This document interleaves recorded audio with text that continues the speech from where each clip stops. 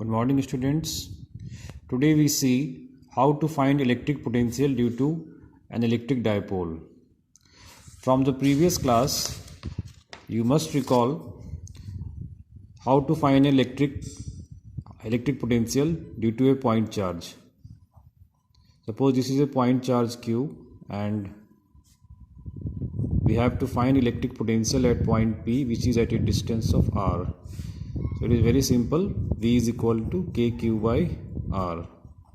If the charge is negative, we have to put the negative sign here and the potential will be negative. So to find an electric potential at a point due to an electric dipole, simply we have to add the potential due to the positive charge at this point and the potential due to the negative charge at this point.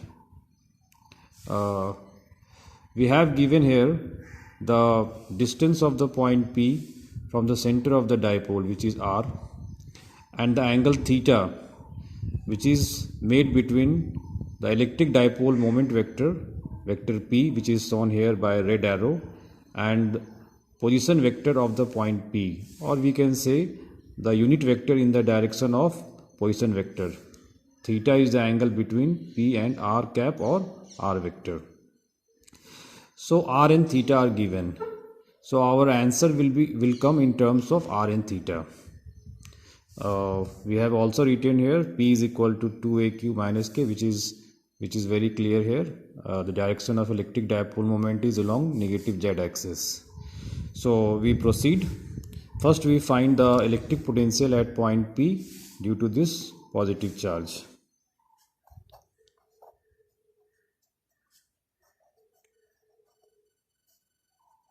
We have assumed this distance to be R1. Similarly, we can write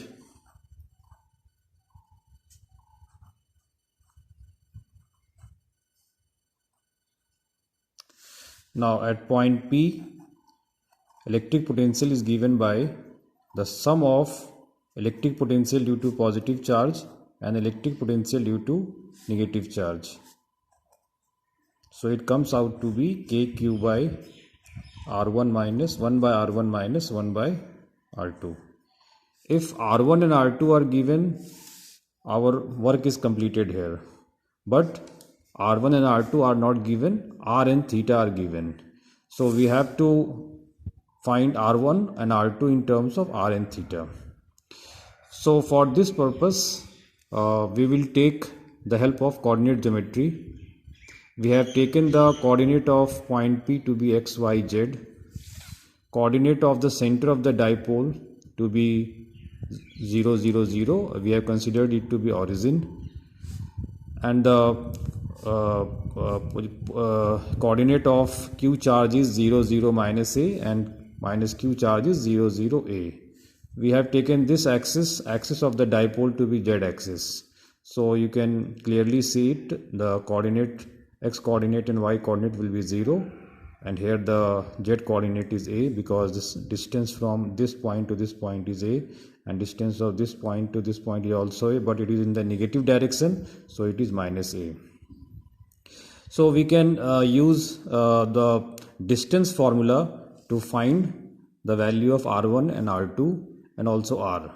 So we first write the value of R using distance formula. x minus 0 का whole square plus y minus 0 का whole square plus z minus 0 का whole square under root. This is the distance formula. R is equal to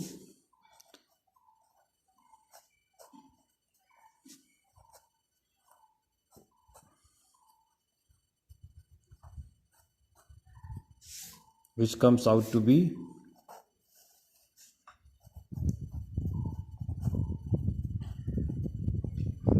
okay.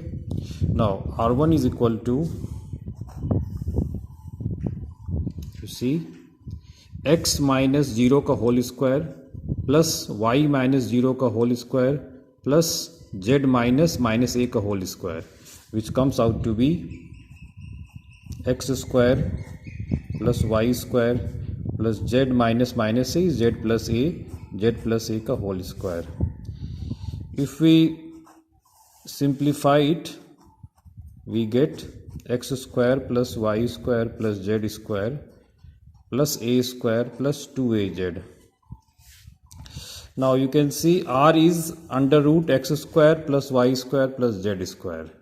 So we can write x square plus y square plus z square is equal to r square plus a square plus 2az. We simplify it more. We take r square common here. We will get a square by 1 plus a square by z square plus 2az by r square. Sorry, here it will be r square. Now this r will come out from the root.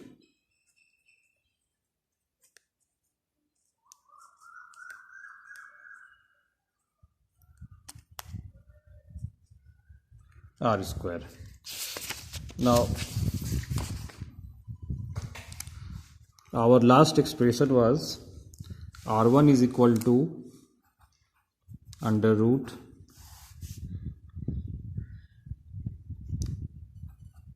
one plus a square by r square plus 2az by r square. If we consider this point to be very far from the dipole, then the distance a or 2a will be very, very less than r.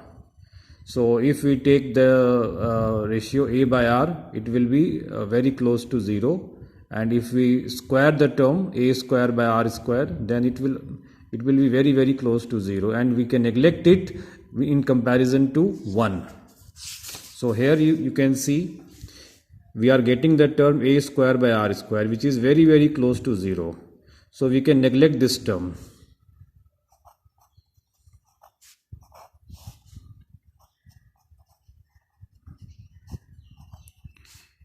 If r is very, very greater than a. Similarly, we can find r2, and I want you to solve this. I am not solving here. You will get r2 is equal to r 1 minus 2az by r square. It is very easy to find as we have find for this r1. Now Vp is equal to kq by kq 1 by r1. So r1 is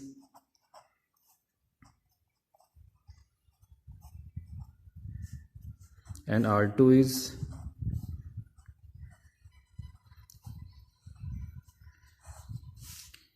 now you can see we can take r common from these two terms, and we have to raise this term to the numerator, and we can write it like this to the power minus half 1 minus 2az by r to the power r square to the power minus half. Now you can see here 2az by r square is a term which is less than 1, and we can expand this binomial expression using binomial theorem, and the power here is negative fraction. So as you have read in class 11th, if we have the binomial expression of this kind 1 plus x to the power n, we get an approximate value 1 minus nx. Or if we have the binomial expression of this kind, also we will get the expression like this 1 minus nx.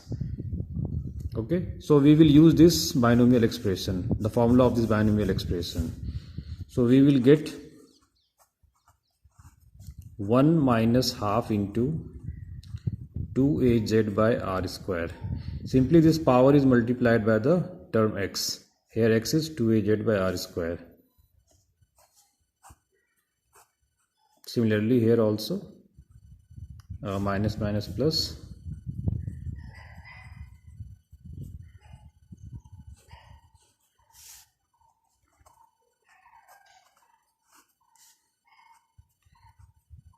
you can cancel 2 1 minus az by r square minus 1 minus az by r square. So 1 and 1 are cancelled out and we get the term kq by r minus 2az by r square. We can write it like this: minus k 2aq by r cube.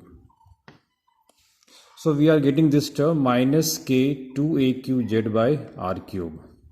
Now what is 2aq? 2aq is the magnitude of electric dipole moment vector.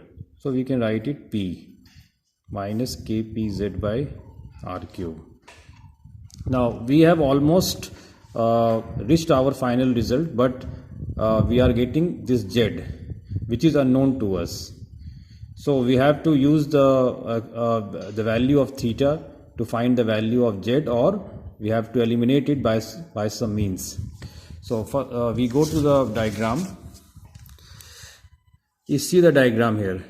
Theta is the angle between vector p and vector r, and we have to find z.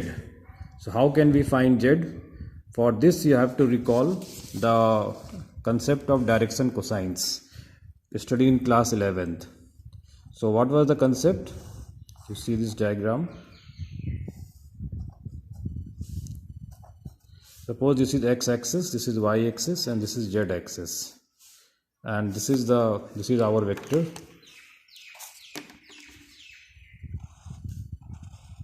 This is our vector r, and if this vector r makes angle alpha with x-axis, beta with y-axis, and gamma with z-axis, you may recall that cos gamma was z by r, cos alpha was x by r, and cos beta is equal to y by r. You can understand it if we draw a perpendicular on the y-axis. This is y, and this is angle beta. If you find cos beta, you will get y by r. Similarly, if you find cos gamma, you will get z by r, and cos alpha you will get x by r.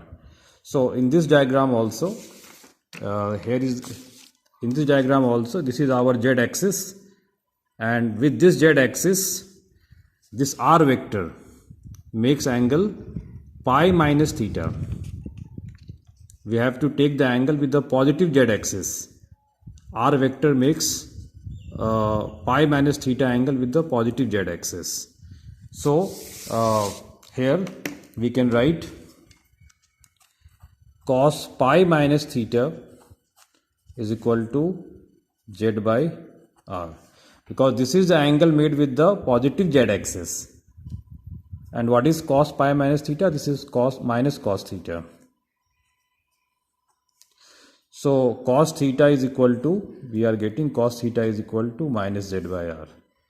You can see in the diagram that theta is more than 90 degree, and where the value of cos theta in second quadrant is negative. So it must come out to be negative. We are getting it negative. Cos theta is equal to minus z by r.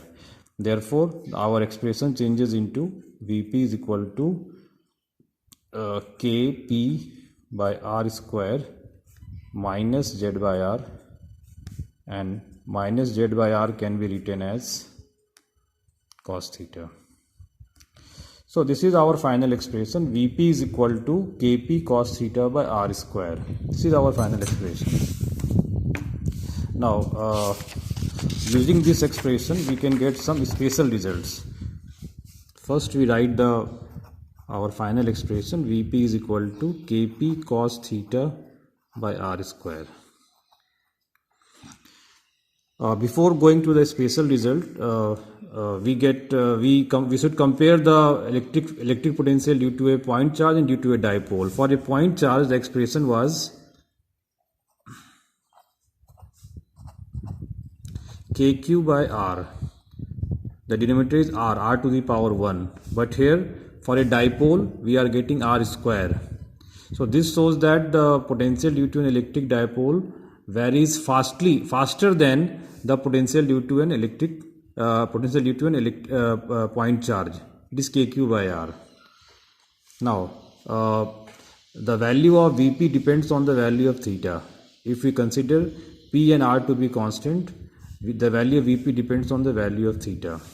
Suppose this is our dipole, and this is the equatorial line, and if we take the point P to be an equatorial line, this is the vector P, electric dipole moment, and this is the vector R. So now the angle is 90 degree.